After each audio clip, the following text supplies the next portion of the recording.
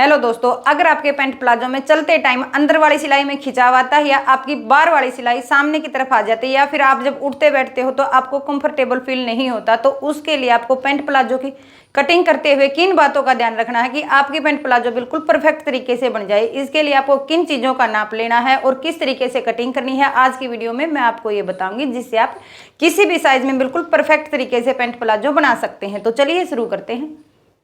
Pant का size है हमारे पास, लेंथ तैयार रखनी है 38 इंच, हिप तैयार है 22 इंच और मोरी तैयार रखनी है 9 इंच की। तो ये है हमारे पास कपड़ा। कपड़े को हमें फोल्ड करके कानी की तरफ से इस तरीके से रख लेना है। कानी रखनी है हमें अपनी तरफ, यानी कि जो ओपन साइड है, और जो बंद साइड है वो रखनी है बाहर की तरफ। इस तरीके से कपड़े को रखते हुए पहले हमें नीचे से कपड़े को बिल्कुल बराबर कर लेना है। अब हम लगाएंगे मोरी का निशान। जितनी हमें मोरी फोल्ड करनी है उसका निशान लगाना है। मोरी फोल्ड करते हैं हम 2.5 इंच की, तो इस तरीके से 2.5 इंच पर निशान लगा के यहाँ पे बिल्कुल सीधी लाइन ड्रॉ कर लेनी है।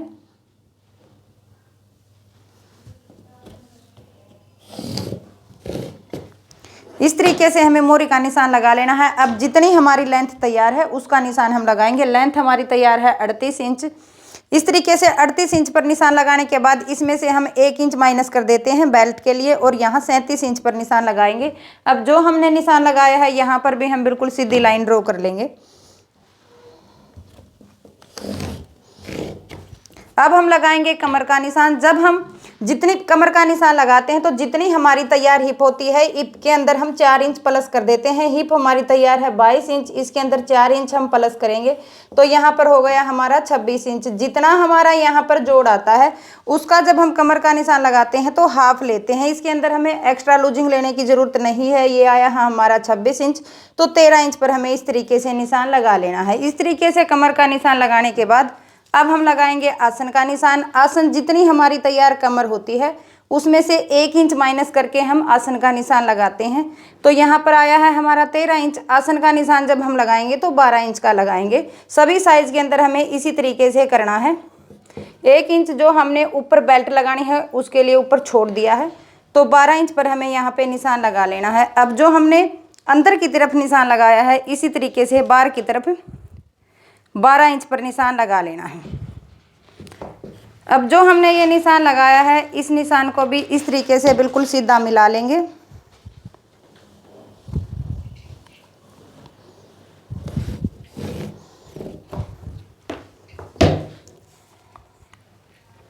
यहाँ पर 13 इंच पर निशान लगा के इन दोनों निशानों को आपस में मिला देंगे। बिल्कुल सीधी लाइन ड्रॉ हमें करनी है। इस तरीके से हमारे निशान लग जाएंगे। अब हम जो आसन की गोलाई के लिए निशान लगाते हैं यहाँ पर हम 3 इंच लेंगे। अगर हमारा नॉर्मल साइज है तो हमारा यहाँ पर 2.5 इंच पर निशान लगेगा, या नॉर्मल साइज मतलब अगर हमारी हिप 40 इंच से कम है। अब हमारी यहाँ पर है 44 इंच, तो यहाँ पर हम 3 इंच प्लस करेंगे और यहाँ पर निशान लगा देंगे। यहाँ पर हमारा हो गया अब 16 इंच। इसी तरीके से 16 इंच पर हमें नीचे की तरफ निशान लगा लेना है। 16 इंच पर हमने जो निशान लगाया है बिल्कुल इसके सेंटर में हमें निशान लगा लेना है। इसका सेंटर हो गया 8 इंच।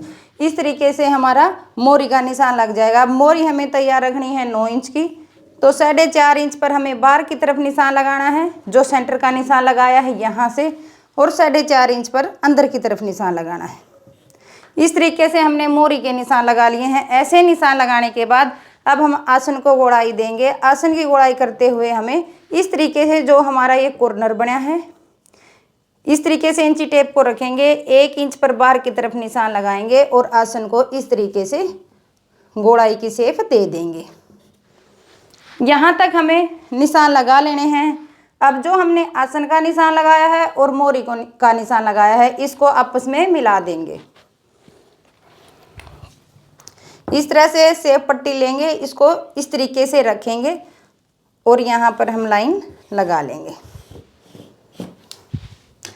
इसी तरीके से हम बाहर की तरफ निशान लगा लेंगे। बाहर की तरफ जब हम निशान लगाते हैं तो शेपर पट्टी को इस तरीके से रखेंगे। जो हमारी ये मतलब अंदर वाली साइड है, पूरा स्केल को बाहर की तरफ रखते हुए इस तरीके से हम स्केल को रखेंगे और यहाँ पर निशान लगा लेंगे। इस तरीके से हमारे मोरी के निशान लग जाएंगे। ये निशान लगाने के बाद अब जो हमने कमर का निशान लगाया है यहाँ से हम अंदर की तरफ निशान लगाएंगे 1.25 इंच का इस तरीके से, और इस निशान को गोलाई में इसके साथ इस तरीके से मिला देंगे जो हमने ये निशान लगाया है। इस तरीके से हमने फ्रंट हिस्से के निशान लगा लिए हैं। अब जो हमने निशान लगाए हैं बिल्कुल इन निशानों के ऊपर से ही इसकी कटिंग करनी है।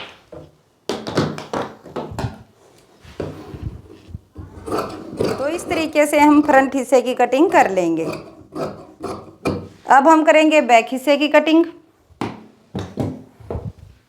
अब जिस तरह से हमने फ्रंट हिस्से के लिए कपड़े को रखा था उसी तरीके से बैक हिस्से के लिए कपड़े को रख लेंगे। ओपन साइड रखेंगे हम अपनी तरफ और जो बंद साइड है उसको रखेंगे हम बाहर की तरफ। इस तरीके से हमने कपड़े को बिल्कुल बराबर करते हुए रख लेना है। अब जो हमने फ्रंट हिस्से की कटिंग की थी उसको हम इसके ऊपर रखेंगे। नीचे से जो हमने मोरी ली है उसको बिल्कुल बराबर मिला लेंगे।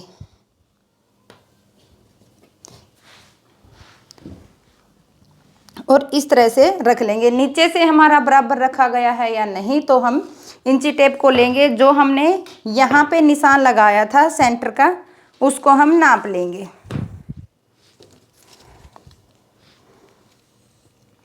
तो ये था हमारा 8 इंच पर। इसी तरीके से बिल्कुल बराबर रखते हुए हमें इसको रख लेना है।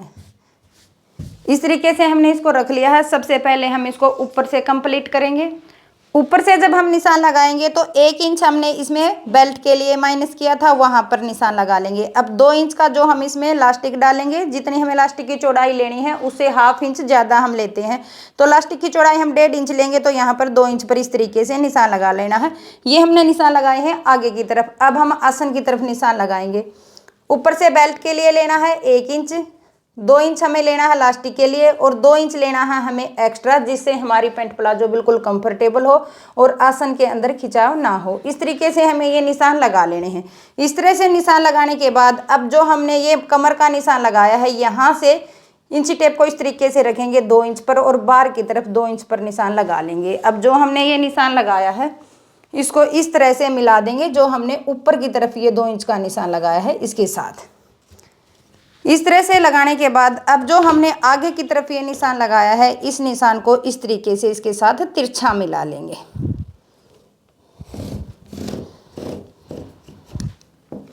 इस तरह से अगर हम निशान लगाते हैं तो हमारे आसन के अंदर खिंचाव नहीं होता और बैठने उठने में हमारा पैंट प्लाजो बिल्कुल कंफर्टेबल होता है। अब जो हमने ये 2 इंच पर बाहर की तरफ निशान लगाया है ये निशान इसी तरीके से हमें आसन के बाहर लगाना है।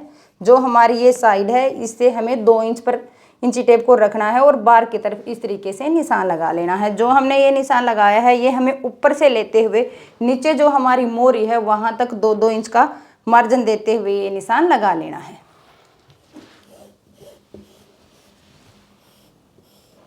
इस तरह से हमारा ये निशान लग जाएगा। अब जो हमने ये निशान लगाए हैं बिल्कुल इन निशानों से हम इसकी कटिंग करेंगे।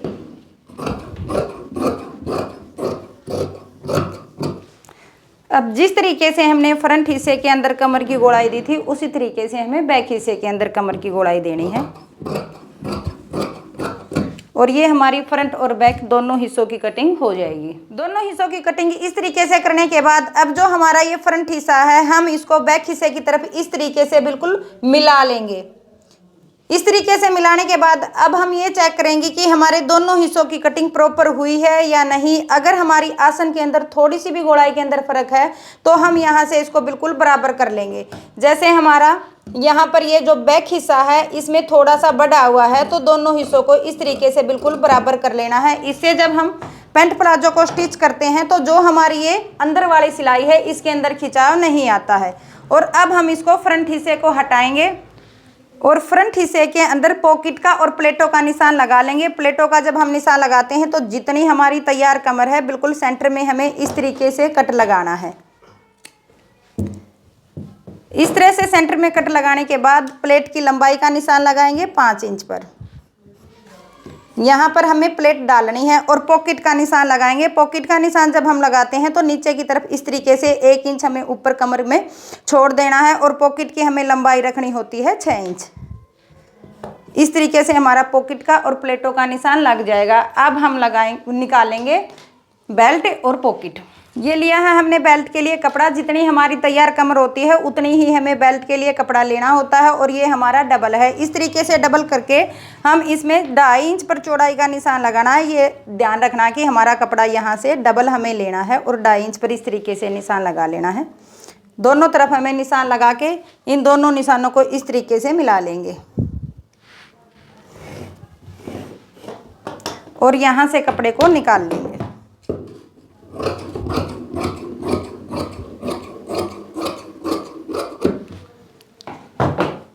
ये हमारा बेल्ट का कपड़ा निकाल लिया है। अब हम लगाएंगे पॉकेट का निशान। पॉकेट के लिए हमें इस तरीके से कपड़ा लेना है और इसको इस तरीके से डबल कर लेंगे। ये हमारा सिंगल कपड़ा है, इसको इस तरीके से डबल कर लेंगे। इसकी हमें डबल करने के बाद लंबाई रखनी है 13 इंच की और चौड़ाई रखनी है 6.5 इंच की।